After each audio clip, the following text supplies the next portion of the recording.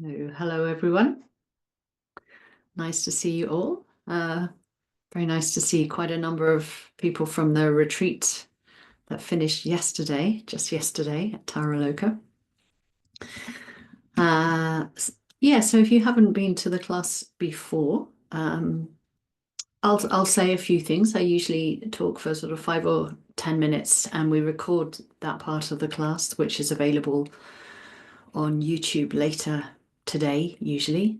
And then the bulk of the time is a meditation, 35, 40-minute meditation, which I lead about halfway into. And then at the end, there's a bit of time just for a few people to talk about anything you've noticed in your practice. And I might have another question some weeks for you to respond to instead. So today, I wanted to, my heading, I gave myself a little heading, practicing awareness while under par. And just this morning, I started thinking about what does that mean, under par? We sort of, if native English speakers will be familiar with it, I think it must be a golfing term.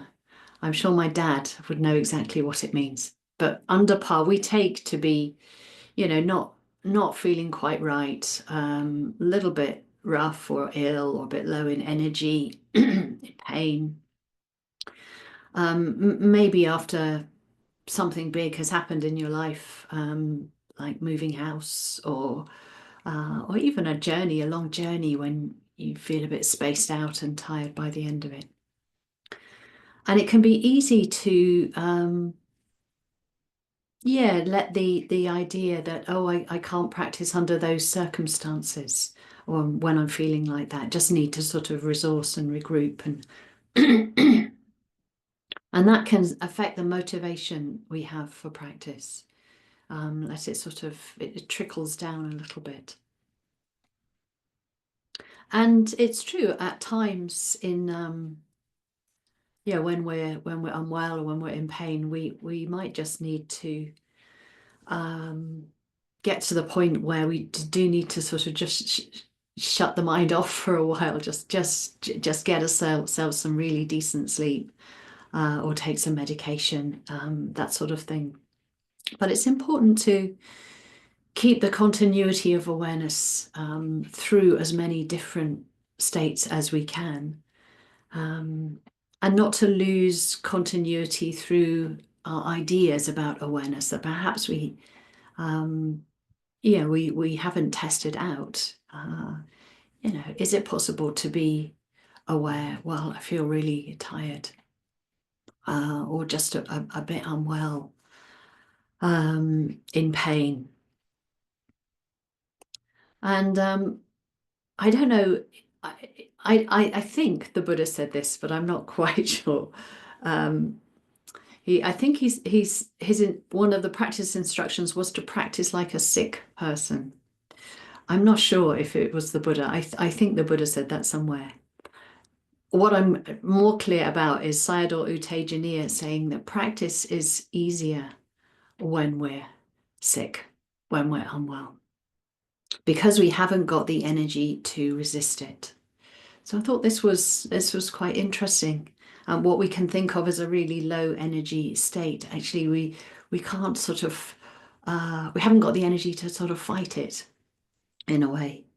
And without that fighting energy, we can just simply notice what's happening.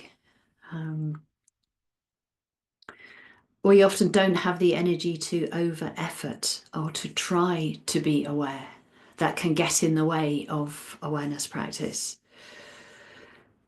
So we can take advantage of that kind of mind. And sometimes when we're unwell, or often our lives are a bit quieter, tend to be a bit quieter, perhaps fewer of your regular activities. You might need to take a day or two off work if you're working. And we can take advantage of that as well, to prioritize awareness.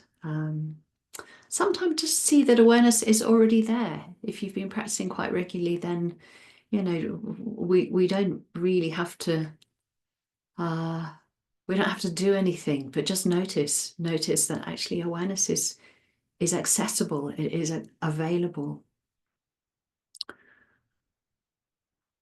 So we need to look after the body when we're ill, when we're tired, when the body needs a little bit extra care, but also look after the mind. Recognize what's happening. Perhaps things that we automatically label unpleasant are happening, but we can recognize them more clearly when we know, unpleasant. Is it really that unpleasant? And we recognize with the quality of awareness that has acceptance in it, acceptance and an allowance of what's happening. So often, the more meta-based, or the warmer qualities in awareness are quite important here. Tenderness, sensitivity, a sort of gentleness in the way that we approach ourselves and what's happening. I think what can be really helpful is perhaps a reminder or a trust that awareness improves the situation. We can think, oh, it's another thing, it's too much. But actually, it can make a real beneficial difference to the situation.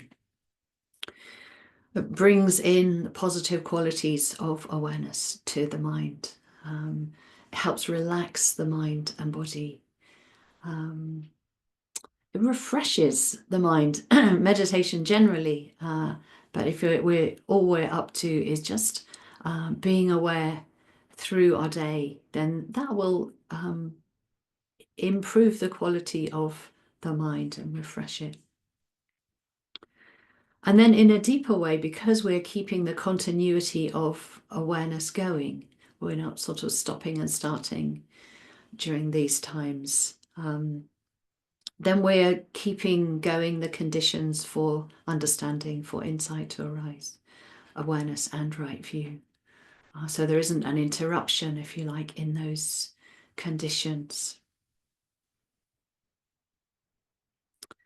And one last thing that we're able to do, this is back to improving the mind, I think, is that when we have the right view perspective in the mind, then we tend not to over-identify with what's happening in the body or the mind.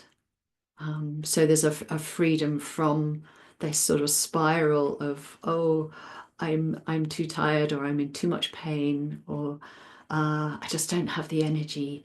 Actually, we can see those thoughts as thoughts. We can see the feelings as feelings, and not get so sort of hooked into them.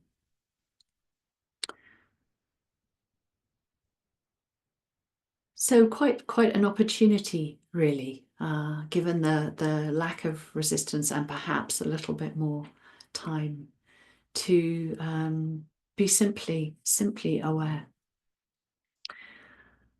Okay, so that's it from me for now. If you'd like to set up your posture to sit.